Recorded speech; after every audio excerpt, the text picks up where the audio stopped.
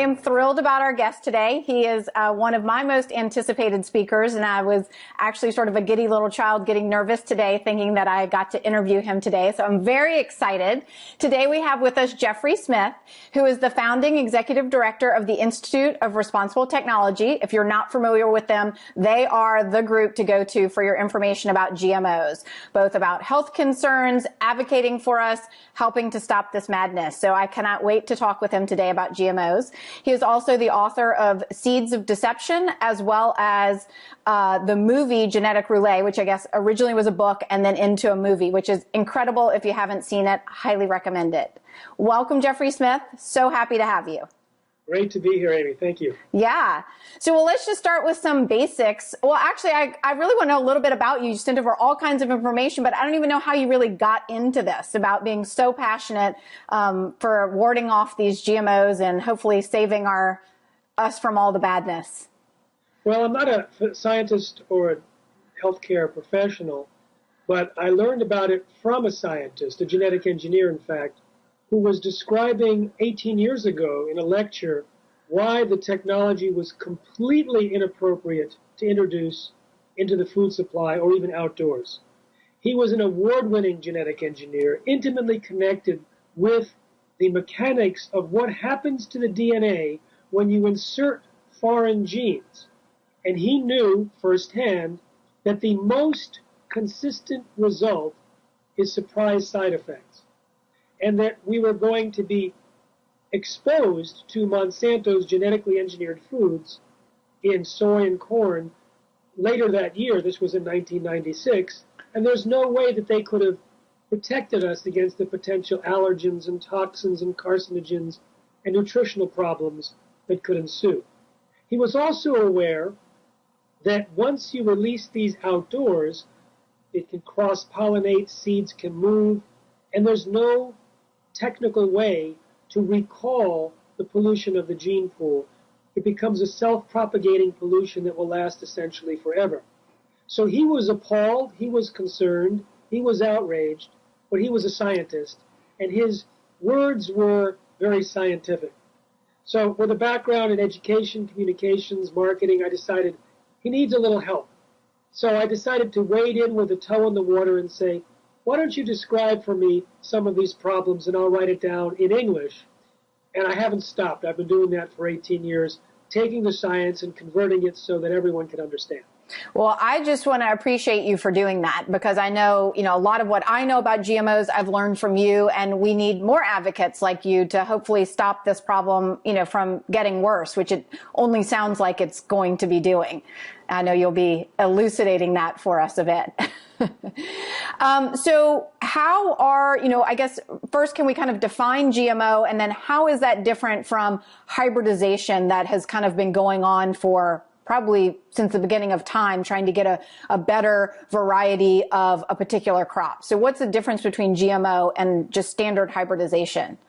Well, with hybridization, you have a male and a female plant or animal, and they have sexual reproduction.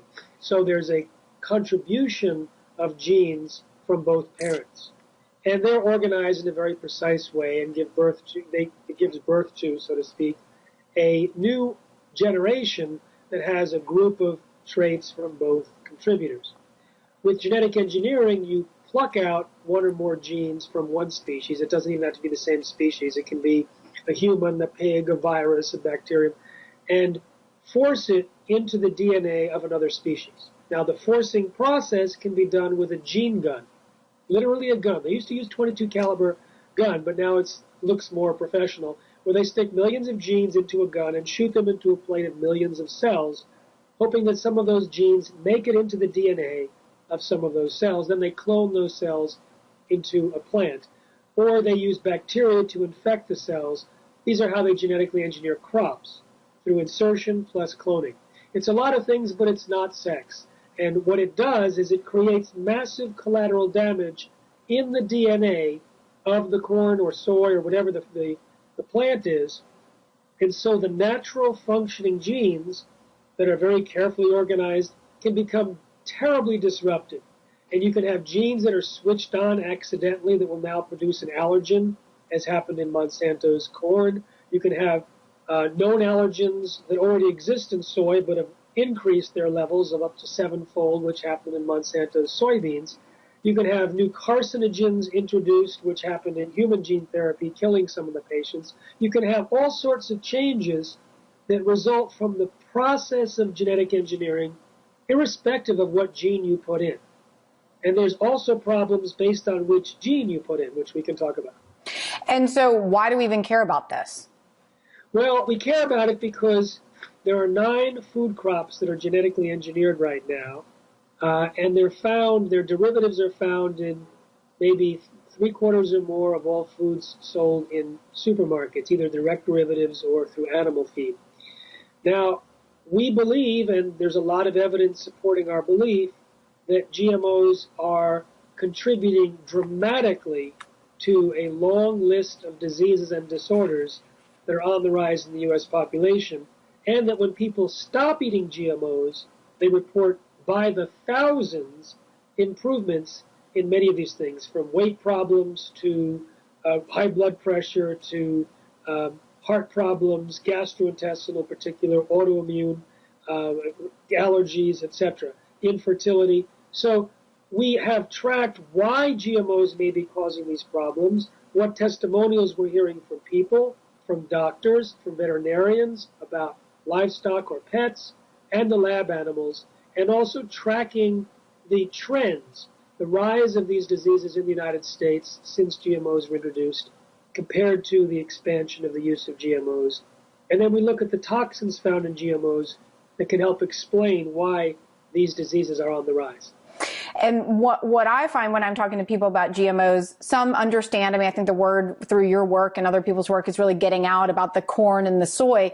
But one of the biggest things that is an eye-opener for people that they don't understand is how the vast majority of livestock feed is made from GMO, and that they might go get, you know, a hamburger, they might be not buying a corn product or a corn chip, or if they do, they're trying to get organic because they've learned that, but they really don't make that association of that the animal, and so the milk that they're drinking, the meat that they're eating, the eggs that they're getting, unless they're organic, were fed these GMO feeds.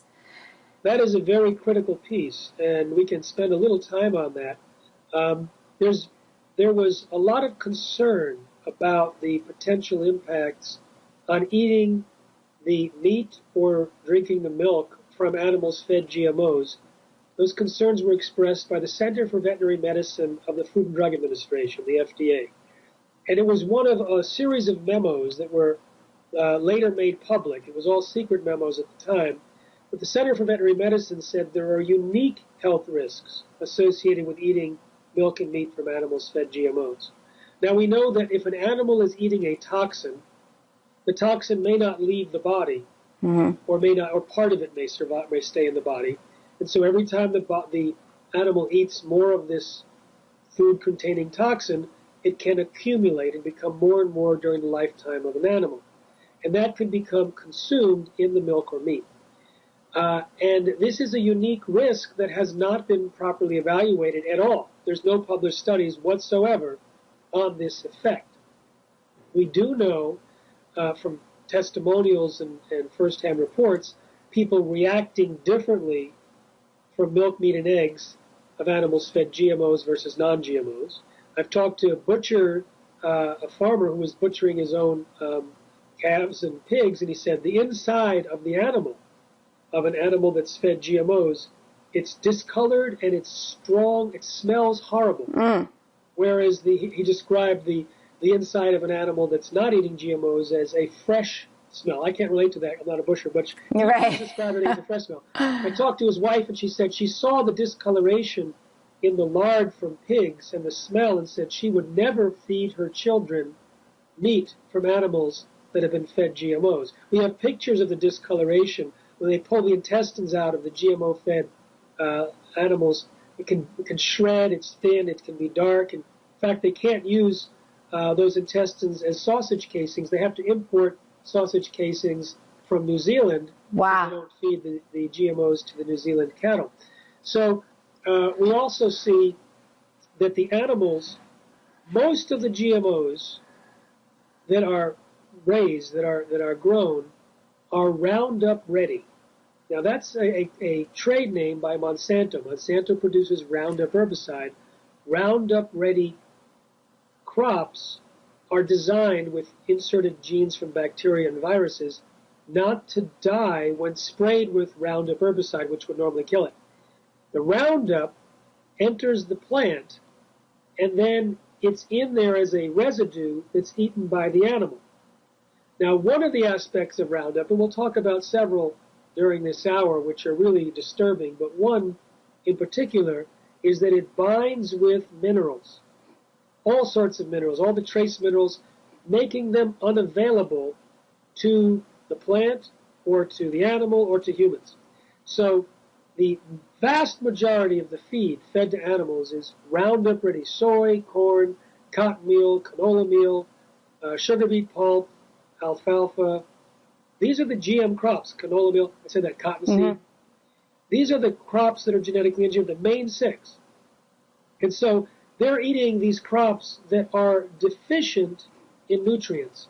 And so there is a near universal deficiency of minerals like manganese in livestock, which can affect their ability to have healthy babies or even to survive. And they found that there's no detectable manganese in some of the livers of the stillborn calves, even though there's plenty of manganese supposedly in the region where the feed is grown. It's just been chelated or bound with Roundup and unavailable to the plant. Then the animal also is eating the Roundup residues, which combine with more minerals inside of them, making them unavailable. So the animal is eating weak and sick plants. We're eating weak and sick plants. We're eating weak and sick animals, and we're getting doses of Roundup, which can also bind with these minerals, making them unavailable. So this basic nutritional deficiency is not trivial, because some of these trace minerals are absolutely necessary as keys in a lock to allow certain metabolic processes, certain bodily functions to occur. And we'll talk in a few minutes about some of the specific bodily functions that have actually been shut off by the Roundup in the food or feed. And we're also already dealing with depleted soil, right? So the Roundup ready plant is then also depleting that soil. And if somebody even came in to try to plant something beyond that wasn't Roundup ready, then that, whatever that they're trying to grow there, let's just say it's pumpkins or something, they're going to be depleted because the soil just got depleted from the Roundup. I actually was a Peace Corps volunteer, and I worked with farmers. And of course, I knew nothing about this at the time. It was back in '87. You'll have to tell me when GMOs even came on board. But I was working with farmers, and they were cotton farmers, and they were there with the Roundup asking me, what should we do? They're trying to sell us this stuff. And what I saw firsthand, knowing nothing about this, was that they were spending, I just think of these poor rural farmers literally with nothing, pulling their water from the well and living on a dirt road. We're spending money to have this, pesticide that was going to make their job easier and make their crops bigger and better. But what really happened, and I saw it firsthand, was that they went into debt for the Roundup. They went into debt for the seeds, and they did not get a bigger plant, and they did not get healthier plants. And if it was a drought or whatever else happened, they were screwed and then owed all this money for this, extra stuff that they had to buy from, the government or whatever. Was this in the United States? It was in Paraguay, South America. All right, so in developing countries, when a farmer ends up in debt, there's often not a safety net. And, well, diverging a little bit from the health, but I think it's worth noting that a similar thing happened with Monsanto's cotton seeds in India. They promised huge rewards and huge yields to the farmers in India who planted or bought and planted the cotton seeds, which were engineered to produce their own toxic insecticide to break open the stomach of the insects and kill them. Now, it was difficult for a lot of the farmers to borrow money from banks, and so many of them borrow money from the secondary market. We call them loan sharks, where the interest rate can be 7% a month. And oftentimes, because the process of genetic engineering is unreliable and the testing is not profound, the seeds fail. They either don't germinate at all, or they produce inferior yields. And there's a lot of reasons for it. And there has been widespread failure in India by these poor farmers. And without a safety net, they're looking at the possibility of losing the land that's been in their family for generations. Rather than dealing with the shame, many commit suicide. And they commit suicide by drinking the agricultural chemicals that they had purchased to use with the seeds. The number of suicides is astounding. I'm just warning you. I'm going to give you a number here. An estimated 250,000 cotton farmers who planted Monsanto's Bt cotton have committed suicide. I have goosebumps. It's awful. It's just terrible. So back to the nutrient deficiencies, what types of, illnesses or diseases are you seeing from these nutrient deficiencies? And what are the nutrient deficiencies that are being discovered? Well, it's more complicated than just a nutrient deficiency because of what this unique molecule, the active ingredient Roundup called glyphosate, can do by virtue of the fact that it binds with or chelates these minerals. One of the things that it does is it becomes an antibiotic.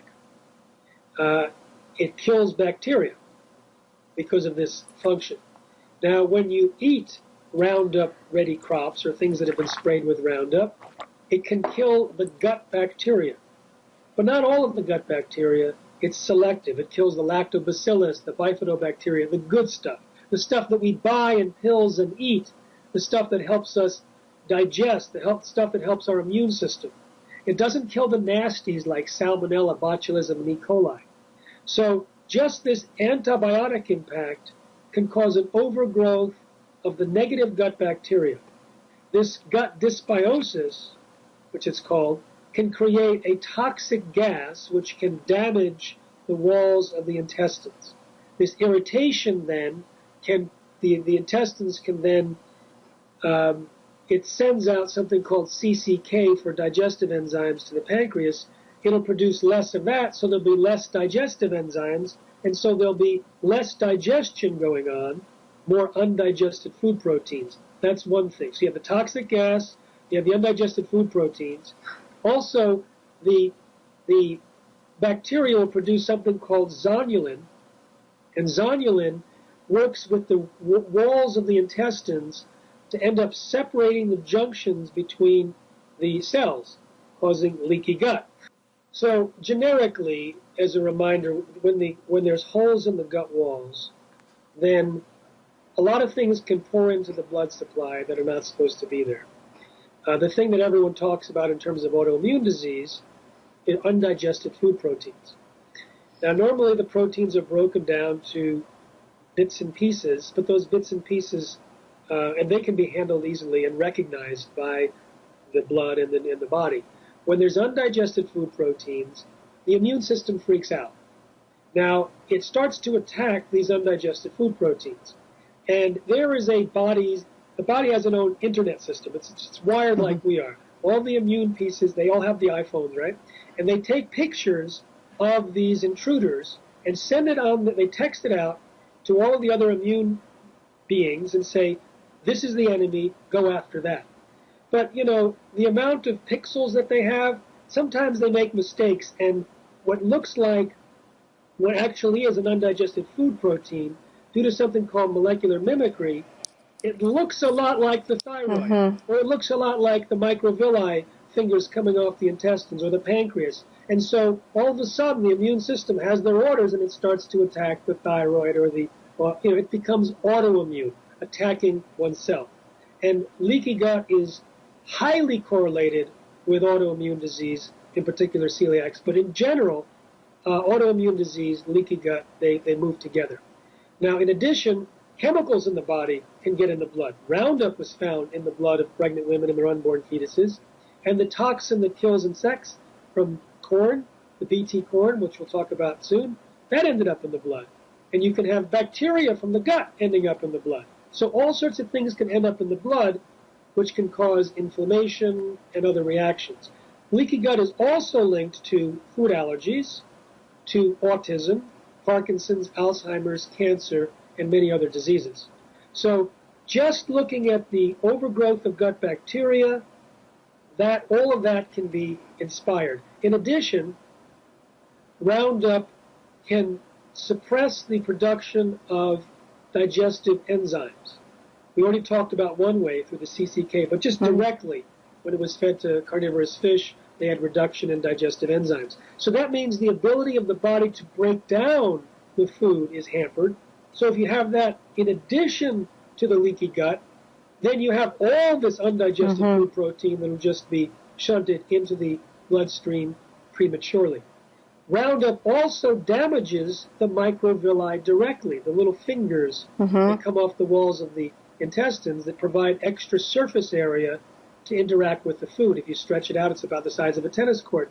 But it can be damaged by Roundup or its active ingredient glyphosate. So all of that is related to the consumption of Roundup.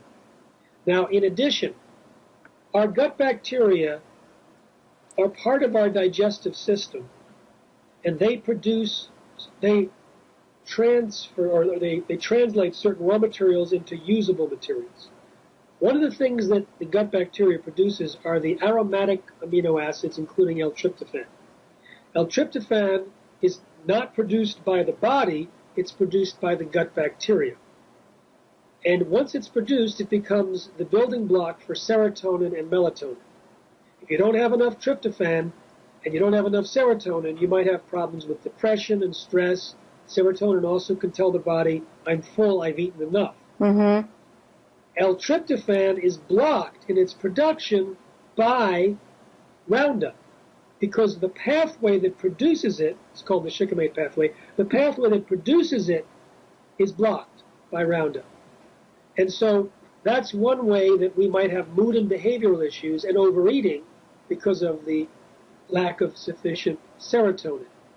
Same with melatonin, also comes from L-tryptophan, that can affect sleep.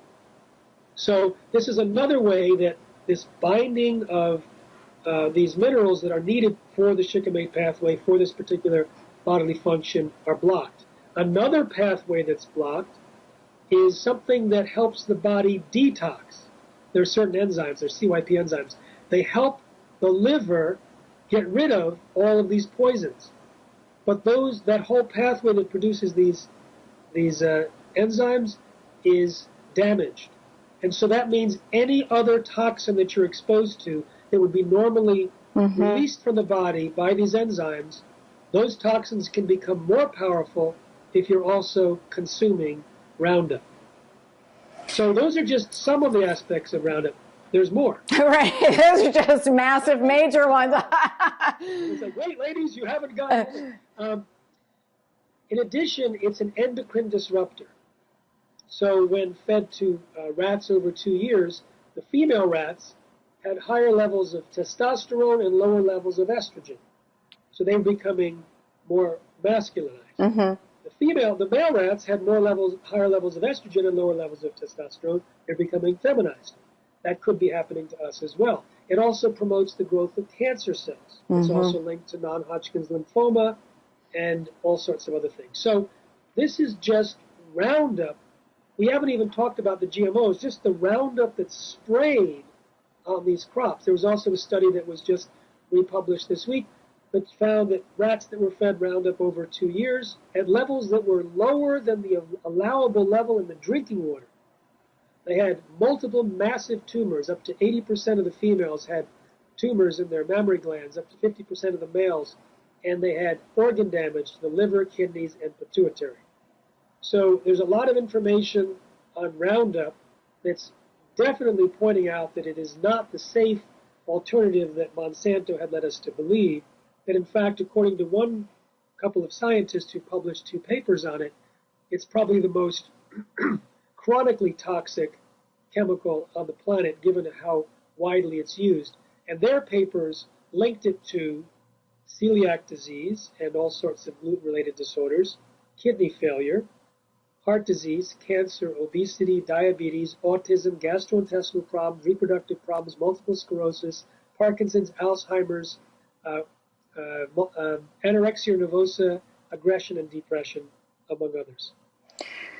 Wow. So I have so many questions, but, then it just made my mind go into the process of, oh yes, our water supply. So even if you're not eating these things, are water filters even getting it out? Probably not, because they're not, it's not probably on people's radars about that yet. I think reverse osmosis does. I've heard that, but I haven't gotten the data to verify. But also, Roundup is now sprayed as a ripening agent Oh my just God. before harvest in more than 100 crops, including wheat and including lentils and sweet potatoes and other things. And so it's not only important to avoid GMOs, which we'll talk about how to do that soon, it's now more important than ever to eat organic so that you can avoid the Roundup, which is sprayed right before harvest, and it all just gathers in the food that we eat. And so it's a very serious issue, this Roundup, and it's something to avoid. And so I think many listeners are probably wondering out there, how in the heck did this get okayed by the FDA if you have just mentioned 30 minutes worth of horrible diseases and terrible things that can happen to us? How in the world did that isn't our government out there to protect us? I'm just getting started. I know. We could be here all day. Trust me. If you portion of the talk, death, disease, destruction. There's good news coming at the end. Okay. If you leave in the middle, you'll be very depressed. So the FDA had the documents made public from a lawsuit, which I referred to earlier, made it clear that the overwhelming consensus among the FDA scientists were that GMOs were dangerous, that they could lead to allergies, toxins, new diseases, and nutritional problems, and that it was necessary to require long-term studies, including human studies. All of that was ignored.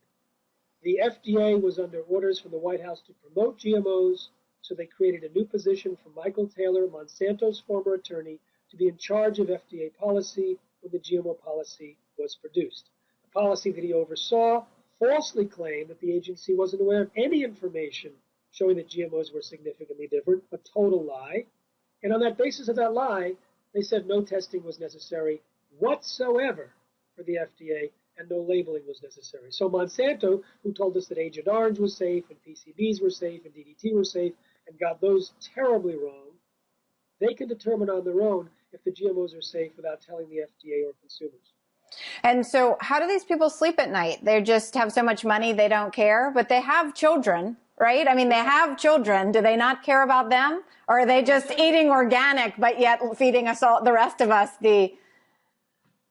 There was a letter sent in 1999 to Monsanto's UK headquarters to their restaurant manager and said, "Do you serve GMOs?" And he responded, "Because of concerns by our consumers, our customers, we were moving GMOs." Their customers were Monsanto's employees. I talked to a former Monsanto scientist. He said 3 of his colleagues were doing safety studies on Monsanto's bovine growth hormone, which is injected into cows to increase milk supply. They found so much cancer-promoting hormone in the milk called IGF-1. The 3 Monsanto scientists from that point on refused to drink milk unless it was organic. One bought his own cow. And then this scientist also told me that when they fed the corn, Monsanto's GM corn, to rats, the rats had significant health damage. Instead of withdrawing the corn, they rewrote the study to hide the effects. And he was appalled because he knew in Africa, in southern Africa, they eat a lot of corn 3 times a day. It's their staple, far more than the rats ate in their meals for 90 days. And we have one in the movie Genetic Roulette, The Gamble of Our Lives, available at geneticroulettemovie.com. There's a story of a farm where all of the farm workers were eating genetically engineered corn 3 times a day, and the sickness rate was horrible. We heard that anecdotally they were dying at 1 or 2 a month out of about 60 farm workers. Others had headaches and all sorts of problems. When they switched to non-GMO corn, the problems went away. When they switched back to GM corn, problems came back. When they switched to non-GMO corn permanently, the situation got better permanently. So they're like the canaries in the coal mine because they eat more GMOs than anyone here in the United States. And we get to see what happens to them, which is a horrible thought. But we've heard that story, and I wanted to share it. So that's basically how do they sleep at night? I think with blinders on. Right. Over their hearts, over their minds and their hearts. So what's going on with legislation? Why didn't Prop 37 pass in California? What's going on in other states? I mean, what is our future? Okay, so I want to put this in a broader context. Okay. A lot of people in the United States think that changes have to happen through legislation, through laws. I'm going to give a different scenario, and I'm going to answer this later. But I want to give a different scenario first. In 1999, in San Francisco, Monsanto's consultant described how Monsanto's master plan to a biotech conference to genetically engineer 100% of all commercial seeds in the world and patent them. So they are planning to replace the seed supply with genetically engineered seeds. Since then, the biotech industry wants to introduce insects, fish, livestock, trees, basically replace nature. Now, another company projected a 95% replacement of all commercial seeds within 5 years. So that was in 1999 by 2004. They did not anticipate the gag order on a scientist, Dr. Arpad Pusztai, being lifted 3 weeks later. He had discovered that the very process of genetic engineering caused massive damage in rats in just 10 days, potentially precancerous cell growth, smaller brains, livers, and testicles, partial atrophy of the liver, damaged immune system. He went public with his concerns back in 1998, was a hero for 2 days at his prestigious institute. 2 phone calls came from the UK Prime Minister's office. The next day he was fired. Right. For 7 months he was unable to respond to the attack on him. Gag order was lifted on February 16th by an order of the UK Parliament. On that day, it started a firestorm of press, over 700 articles ultimately by the end of the month. Within 10 weeks, consumers were so concerned about GMOs, Unilever, on April 27th, publicly committed to not use any more GM ingredients in Europe. The next day, Nestle said the same thing. The next week, everyone else did. So it was a tipping point of consumer rejection, not legislation, right, that has kept GMOs out of direct ingredients in the EU. A tipping point against bovine growth hormone about 8 years ago. Kicked it out of Walmart, Starbucks, Yoplait, Dan, and most American dairies, a link to cancer.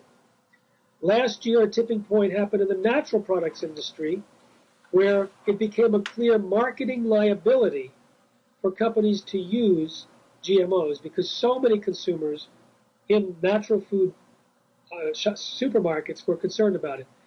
In fact, in 2007, 15% of Americans said they were reducing or avoiding GMOs. In 2010, it was 25%. Last year, it was 39%.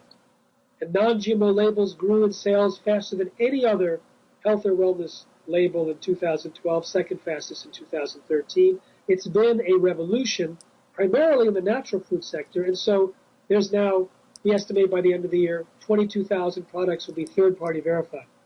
Now we have some mainstream products, non-GMO, in the supermarket or coming. We have Original Cheerios, Original Grape Nuts, Ben & Jerry's, Smart Balance, Target home brands.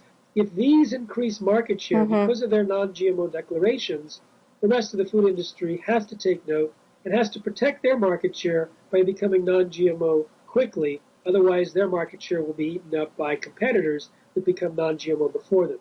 So we're seeing now the most important window of opportunity in the history of anti-GMO activism, and it's not being ushered in by legislation. It's being ushered in by consumers making healthier non-GMO choices. I'll talk about legislation in just a minute, but I feel it's my duty to be a little more convincing. Absolutely. Okay, a little more convincing of your listeners to avoid GMOs, because we've talked about the Roundup, but we haven't talked about the Bt toxin. Okay. So corn and cotton are engineered, in addition to being Roundup ready, they're often producing a toxin that pokes little holes in the walls of the insects' stomachs to kill them. It wasn't supposed to have any effect on human cells, but in 2012, they found, in fact, it does poke holes in human cells. Here's another avenue for leaky gut. Right. 93% of the pregnant women tested in Canada had Bt toxin in their blood. Bt toxin is cytotoxic. It is toxic to red blood cells, according to a mouse study. So our blood may be being attacked by Bt toxin. It was in 80% of the unborn fetuses of these pregnant women. So now we have a hole-poking toxin in the blood of fetuses with no blood-brain barrier, so the hole-poking toxin may end up in the brains of this coming generation. Now, Bt toxin should wash out of the blood very quickly, which doesn't explain why so many 9 out of 10 pregnant women had it in their blood. They're not like Mexicans where they eat corn tortillas every day. So the authors of the study surmised that it was the milk and meat of animals fed Bt corn every day that had survived in the animals and that were consumed by the humans. Oh, God, yeah. But there's an alternative explanation, which is rather scary, and that is that the genes from the corn chips transferred into the DNA of bacteria in our intestines, the gut bacteria, and continued to produce Bt toxin 24/7. Now, they never tested to see if that happened. They did test Roundup Ready soybeans and confirmed that part of the gene transferred to the gut bacteria and that gut bacteria was unkillable with Roundup, supporting the notion that once it transferred, it keeps functioning. So if we're eating corn chips, Fritos, Tostitos, corn polenta, anything that's not organic or non-GMO, if it contains the Bt toxin gene, we might be colonizing our gut bacteria, producing Bt toxin on a regular basis, and that might explain why 93% of the pregnant women had it in their blood because they were producing it inside their gut. So is one bite okay or no? I mean, do you think, I mean, we don't know because we're just learning about the gut biome. You know, can you crowd out those bad Bt toxin bacteria, or you one bite of corn, you got it in a couple bacteria and... Well, I can give you the details of the data, but it's not satisfying because there's not enough. I mean, They fed one meal of genetically modified soy to 7 volunteers in the UK, and it did not increase the amount of GMOs in their gut bacteria. They just found 3 of the 7 that had it in them from a previous meal or many meals. Right. We know that when people get rid of GMOs in their diet, they get better from all sorts of things. So maybe the body will kill that off. Or maybe it heals the gut, right? Yeah. And then those bacteria are still there, but they're not stimulating the immune system. I mean, you know, it's all about the gut and the leaky gut. Speaking of immune system, the Bt toxin is a known allergen. It can promote allergic or immune reactions in mice. It can promote allergic and immune reactions in humans, and it's in concentrations, thousands of times the normal concentration of the spray, because you can use Bt spray. It's thousands of times more in the corn, so it might be promoting on its own allergic or immune reactions. And when they fed the Bt to mice, they not only reacted to the Bt, they started to react to other formerly harmless compounds. And so you might not just be allergic to corn as a result of eating the Bt corn. You might be allergic to a lot of things. Also, the one allergen in soy that's as much as 7 times higher, called trypsin inhibitor, inhibits the action of trypsin, which is a protein digesting enzyme. So if we're not digesting proteins as well, you're leaving proteins intact for longer periods. Not just soy protein, but if you are suppressing the trypsin digestive enzyme, then anything that you eat might end up being digested more slowly. One of the characteristics of food allergies is that the proteins are slow to digest. So eating Roundup Ready soy might increase the susceptibility to allergic reactions across the board, not just from leaky gut, but because of the inability to digest the proteins as well. In fact, this might explain why peanut allergies doubled in the 5 years after GM soy was introduced, but there's also a cross-reactivity between soy and peanuts in general that might have been enhanced with the GM soy version. None of this has been tested. It's all theory. It's like, and you know, the doctors don't care that it hasn't been tested. They're telling their patients when they learn about this, get rid of GMOs. The Absolutely. Academy of Environmental Medicine said every doctor should prescribe non-GMO diets, and thousands are. Yeah, well, definitely. I talk about it a lot. I mean, leaky gut, as you mentioned, is the central player in virtually every chronic disease. And we know particularly in autoimmunity, but really hearing this, you know, I knew about the GMO, but the Roundup in and of itself, and I was unaware. I mean, unless I'm eating out, everything I buy in my house is organic. But on that point, before we go on, and I know we want to get to the good stuff, but let me just finish the heavy-duty stuff. If you go to glutenandgmos.com, you'll see information that shows why gluten sensitivity and celiac disease may be promoted in a big way due to GMO consumption. You have a certain nexus of potential symptoms. You have the immune system activation. You have gastrointestinal problems like leaky gut, you have suppressed digestive enzymes, you have gut bacterial problems. And so when you put these together, then they can enhance the reactions to gluten, theoretically. And if you look at just the glyphosate, just the Roundup active ingredient, as two scientists did, one from MIT, Stephanie Seneff, and one, Anthony Samsel, they have an entire published article from 2014 showing how Roundup, or glyphosate, promotes all of the known physiological reactions associated with serious gluten-related disorders like celiac disease. The link to that article is on our website at glutenandgmos.com, and I've interviewed Stephanie Seneff about the article. That will also appear at that page soon. So rather than go into the details, it gets very technical. In the paper, it's much easier by video. There's a number of videos there about gluten and GMOs. We'll let those who are suffering from gluten. But to summarize with anecdotal evidence, which really hits home for people, Emily Lindner, an internist, MD, said that when she prescribes gluten-free diets, she always prescribes non-GMO diets because the recovery is quicker and more complete. I talked to someone who was gluten sensitive and had got rid of all of gluten, but he was still having gastrointestinal distress. He was eating corn grits every day. And he realized when he saw my film that, oh my God, it's GMO, switched to organic corn grits, and the gastrointestinal distress went away. And we know of some people that their sensitivity to gluten went away when they stopped eating GMOs. So there's anecdotal evidence, people evidence, real evidence supporting these theories.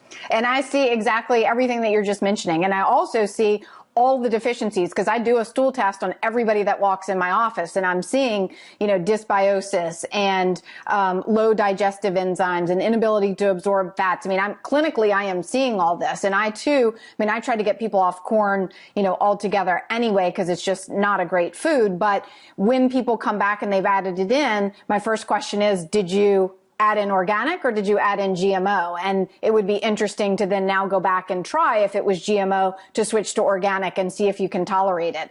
And, oftentimes people can, although it still is not the greatest food to be advocating, but yeah.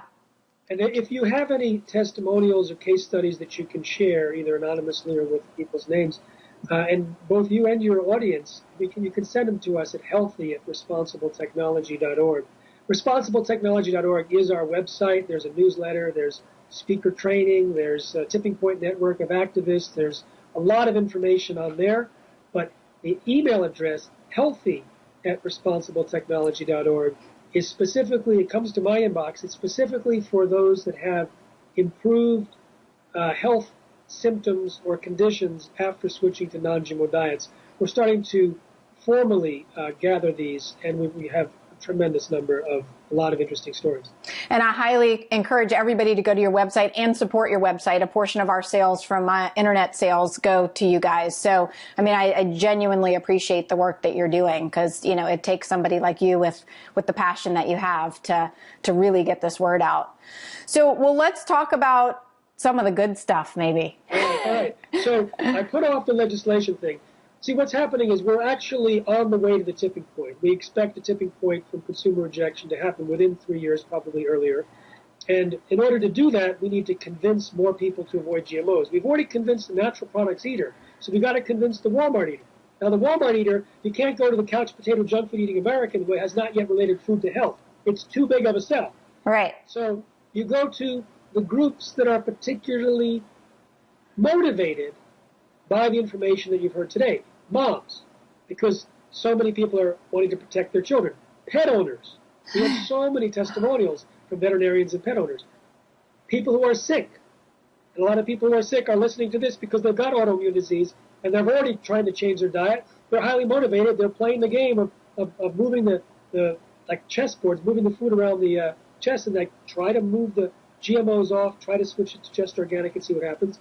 The healthcare professionals like yourself, there's another category. And then there's the faith-based groups that think GMO really means God move over.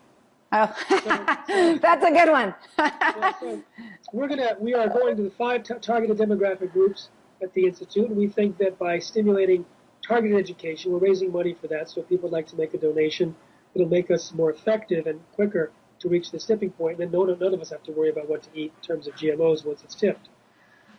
Now, in addition to promoting this concern about GMOs by giving people the truth, what's happened is it has resulted in a massive demand for labeling. And so 26 states have introduced labeling bills in their legislature, passed in 3 states. 2 require other states to get on board before it's enacted. When Vermont goes into activity in 2016 in July, they're being sued by the Grocery Manufacturers Association and Monsanto because those groups don't want labeling to occur. And even if the lawsuit doesn't go through, it doesn't work for them, the FDA might come in and preempt a state's rights because the FDA is aligned with Monsanto, still designated to promote GMOs. There's a ballot initiative in Colorado, ballot initiative in Oregon. People can vote for labeling. When the votes occurred last year in Washington and the year before in California, a multi-million-dollar disinformation campaign convinced voters through completely false statements that voting for the labeling bill was going to be costing them hundreds of dollars more per year in groceries, that it was going to be allowing for lawsuits, that it was poorly written, that it was going to hurt farmers and hurt small businesses.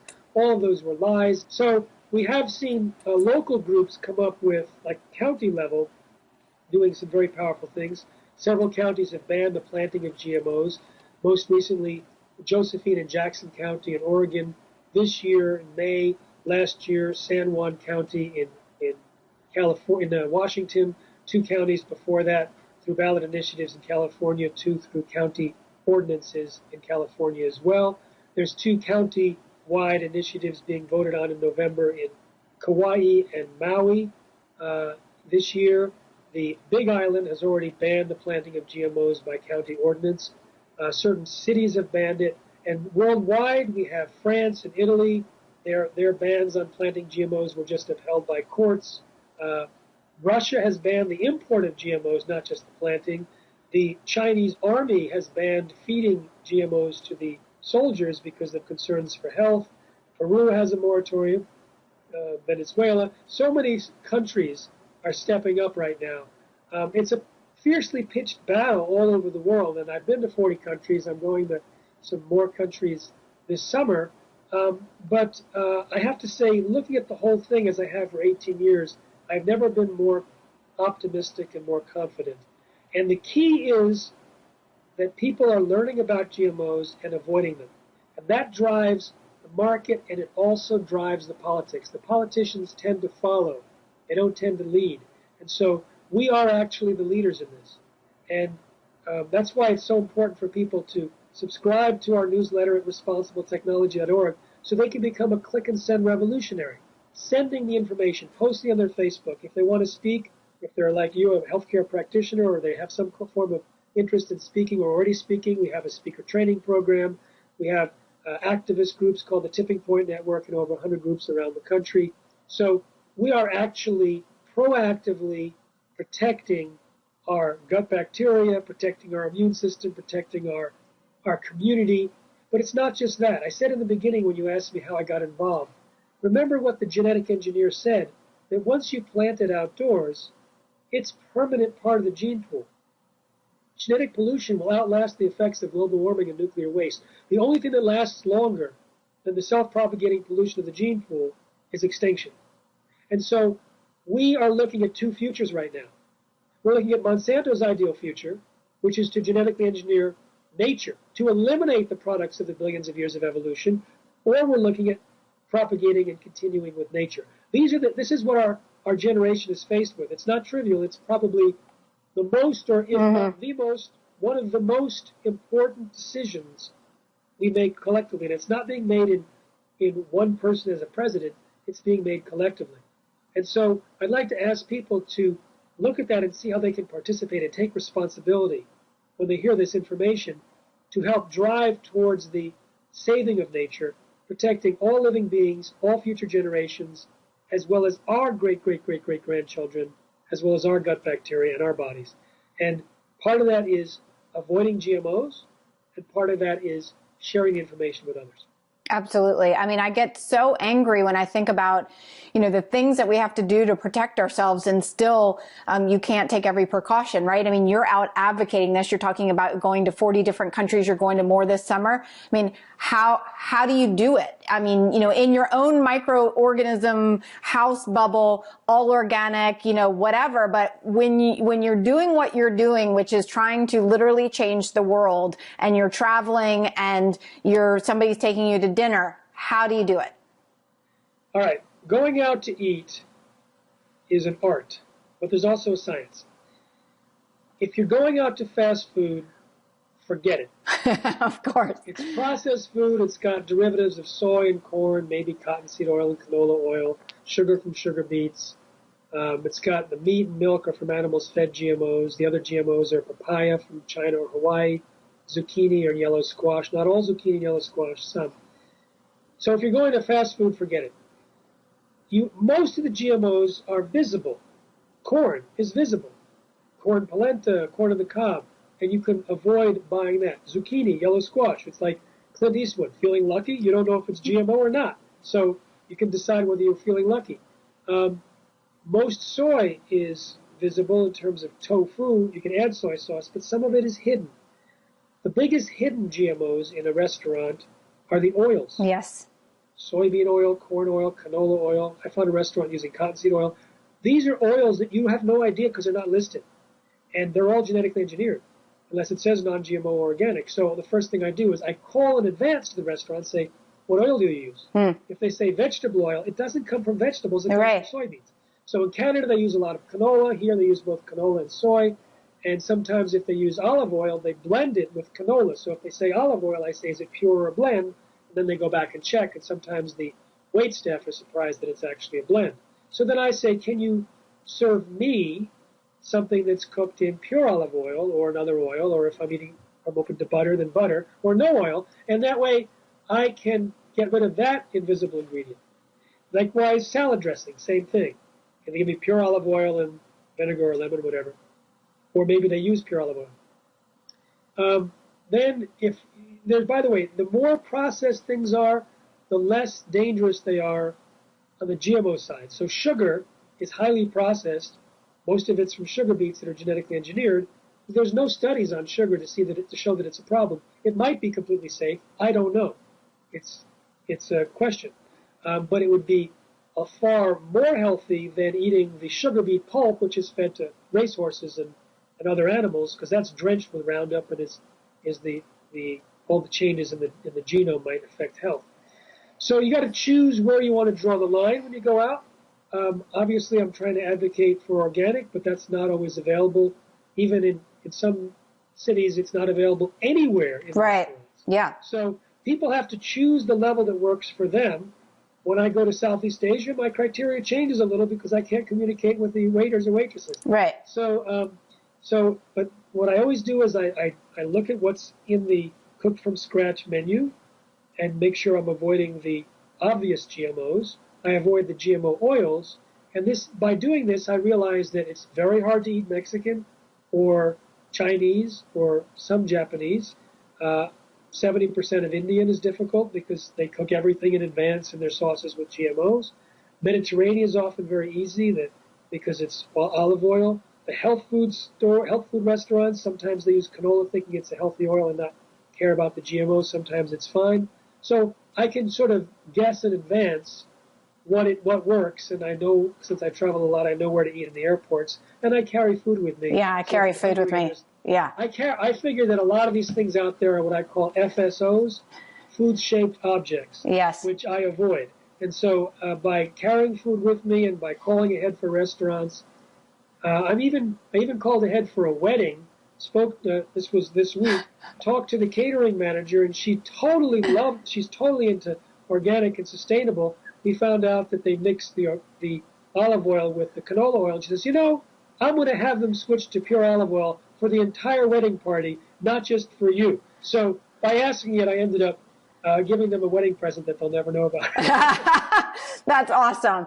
And what about meats? I mean, do you eat beef? And I mean, obviously, if you can find grass-fed or pasture-raised, but often when you're traveling, that's not an option. I mean, even if you go to Whole Foods and eat, it wasn't given hormones or antibiotics, which is another thing that people don't, understand. And I'd love to ask a question about marketing after this, that even at Whole Foods, all of those animals are fed GMO feed, unless you're going to the counter and ordering the grass-fed, pasture-raised, which they don't, if you order off the salad bar, that's not available to you. There's 3 categories for non-GMO meat. Organic, because organic meat does not allow to be fed GM grain.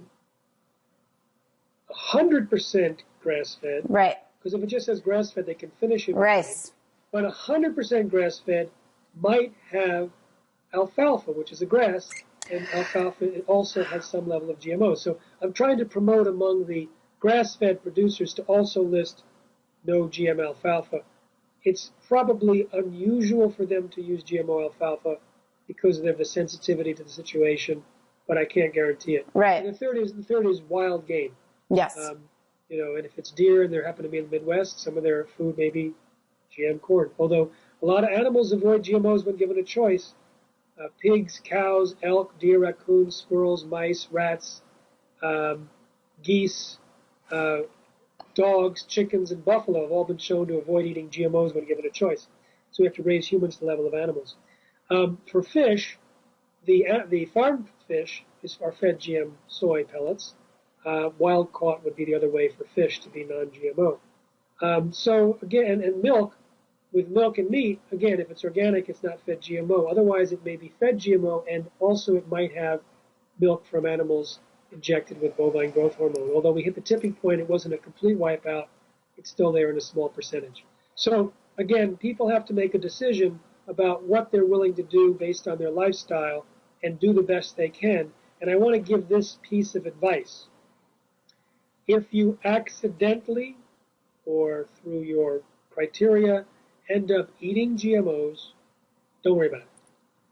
Because worrying is toxic. Right. The GMOs are toxic, but right. too toxic. Right. I mean, I guess my question is because, a lot of what I advocate for my patients, I just finished writing a book about autoimmunity, and part of the protocol is getting off grains and legumes, at least to some extent in the beginning. Of course, GMO foods, all the other stuff. And so people are eating a fair amount of animal protein. And so then when you travel, then you have that choice of, is it going to be a GMO fed animal protein, or am I going to have to go to a grain or something else? Because, if you're gone for a whole weekend, I couldn't survive on just fruits and vegetables. I start getting a little dizzy. So I do worry. I mean, I try not to, what I tell people to do is buy it all organic in your home. And so when you go out, you have more leeway to, be at liberty for these things, because it is just at the moment the way of the world. In addition, there are people with varying levels of sensitivity. Right. Those who tend to react to food will be more vigilant, and that's highly appropriate. I always hesitate to tell people, I never tell people what their criteria should be. Right. It should be individualized, and there's no scientific evidence to point to a level which is considered safe. In fact, when they discovered Starlink corn, which was a potential allergen that was genetically engineered in the human food supply, the top allergists in the country said there was no level of Starlink contamination, no low level which could be considered safe, because even a minute allergen can trigger allergic reactions in those who are susceptible. So I can't say to people that a particular level is safe, but I can say a person has to eat. And so for those who are traveling like I do, you have to choose what works for you, and then monitor your health and see, and try different things, and take charge. But in terms of worrying, I would say there's a piece of empowerment that I'd like to encourage for people. That they hear all this stuff and it can just cause such fear, anger, sadness, and hopelessness. And that actually works against our health and against the community that we're trying to create, the world we're trying to create. So within the charge of all this negative information is energy. We can take that anger, fear, sadness, and convert it into empowerment. So instead of feeling like a victim, we can feel like a victor. And then we can say, I will choose what I'm going to put in my body and not have it dictated to me by Monsanto's enforcement wing in Washington, the FDA. I'm going to decide how to live my life. I'm going to monitor, et cetera, et cetera. And this, I think, is a part of the health revolution that we're seeing, part of the world revolution that we're seeing, and it's so necessary right now. Absolutely. Well, so given that, as we're ending, every interview with ways for people to be empowered, I mean, that's the most important take-home point here. So what are 3 to 5 ways in which people can, sort of take back their health, either reverse autoimmune disease, prevent them regarding GMOs, or if you want to take it from the approach of getting involved and helping fuel, this fire of pushing GMOs out of the way? Okay, 4 tips for avoiding GMOs. 1, buy organic. Then you can also avoid the Roundup. 2, buy products that are labeled non-GMO. Ideally, non-GMO project verified. It's a known third-party verifier. 3, buy products listed in our shopping guide, non-GMOshoppingguide.com. We've got only those that have been verified by the non-GMO project, over 17,000. And if you can also, if you have an iPhone, download a free app, Shop No GMO. Same thing as the website. Shop No GMO on the app, non-GMOshoppingguide.com on the website. 4th, avoid the at-risk ingredients. If it doesn't say organic or non-GMO, you still might be able to easily buy non-GMO if you could avoid the 9 genetically modified food crops and their derivatives. The derivatives are listed on the shopping guide. So things like maltodextrin and dextrose may come from corn that's genetically engineered. So you have to learn a little about the vocabulary. In addition, I would say, in addition to avoiding GMOs, I'd say go to geneticroulettemovie.com. Watch the movie Genetic Roulette, The Gamble of Our Lives. This turns out to be the most effective tool for convincing people to stop eating GMOs. And I share this because it's something you can share with others. And you can buy the DVD, you can rent it very inexpensively online, but basically before the credits roll, people have already gotten to the cupboard stage in their mind where they're planning to go to their cupboard and eliminate all the products on the shelves that contain GMOs. I've seen it happen, and I've heard so many good stories. One woman stood up in an MIT audience and said to me, her 6.5-year-old was violent and out of control. They wanted to kick him out of school. She saw the film, changed his diet. All the problems went away. I said, how long did it take? She said, a week. And then she hesitated and said, within a month, I had a new son. So I hear these type of stories, these absolutely amazing stories all the time. So I would say, watch the movie, share it with others, and start a revolution. Absolutely. Well, I so appreciate everything that you and the Institute of Responsible Technology do. Thank you for paving the way and, being the seeds of change and the ground to get us all moving. My pleasure. I really appreciate it. Thank you.